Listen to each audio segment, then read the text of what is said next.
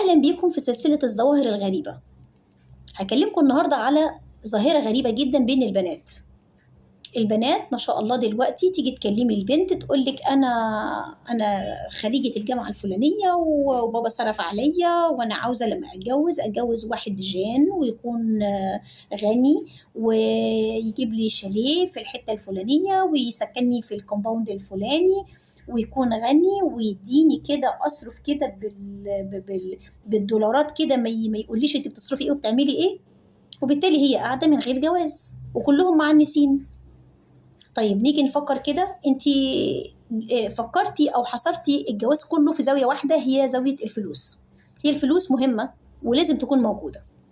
مش هتجوز انا واحد اشحت بيه، ده كلام جميل، بس لازم لما اتجوز واحد يكون متقارب ليا في المستوى الاجتماعي الفكري الثقافي، يكون متدين محترم، يكون ابن ناس ابن أصول.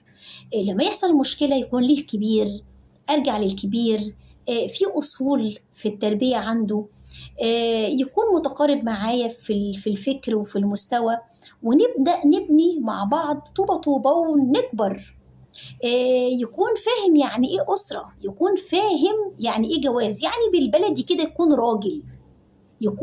اتجوز واحد راجل، مش واحد كل فكرته اعمل الفرح في الحتة الفلانية واطلع على الميديا.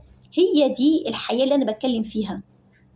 لكن ما احصرش الجواز كله في انه لازم يكون معاه ومعاه ومعاه ومعاه، وبالتالي انت مش لاقيه جواز، انت قاعده. في بنات اقل منك في المستوى الاجتماعي لكن بيتجوزوا وانت قاعده مستنيه اللي في دماغك.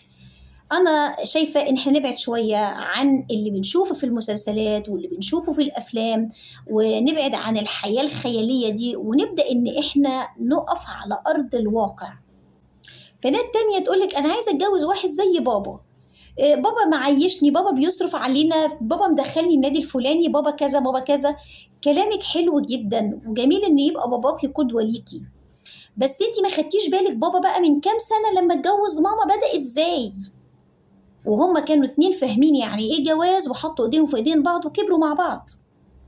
المشكلة في البنات والظاهرة الغريبة اللي انا بتكلم عنها ان هي عايز توصل لاخر مرحلة وهي لسه واقفة في اول مرحلة.